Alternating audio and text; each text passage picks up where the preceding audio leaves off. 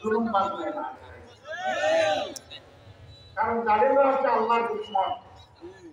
জালিমদের উপর মানবতার অভিশাপ, আল্লাহ তাআলার লানত।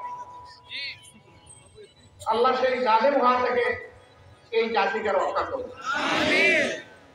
যারা জুলুম করবে এখন তাদের কি হবে?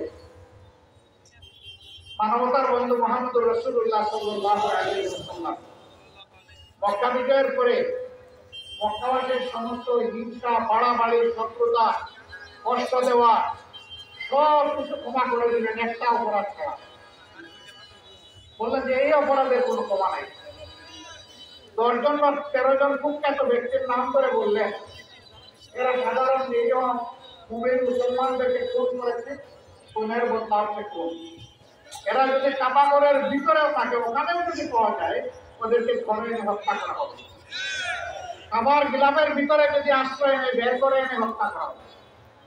যদিও শেষ পর্যন্ত 4 জন ছাড়া কারো কপালে দুর্ভাগ্য ঘটেছিল। কেউ পালিয়ে গিয়েছিল আর কেউ নিরাপত্তা পেয়ে ফিরে এসে ঈমান কবুল করেছিল। সম্মানিত ভাইয়েরা, যারা গণহত্যা চালিয়েছে 2009 সালের 25 এবং 26 ফেব্রুয়ারি ঢাকার পিলখানায় বিডিআর সদর দপ্তরে যে 57 জন চৌকস দেশপ্রেমিক সেনা অফিসারকে নির্মমভাবে হত্যা করে হত্যার রাজনীতি শুরু করেছিল, সেই রাজনীতি তারা অব্যাহত রেখেছিল 2024 সালের 5ই আগস্ট পর্যন্ত।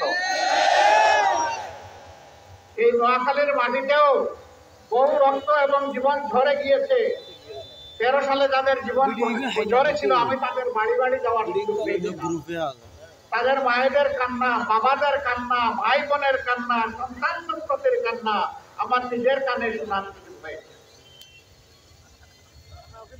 শুধু কি নোয়াখালীতে, সারা বাংলাদেশে তারা এই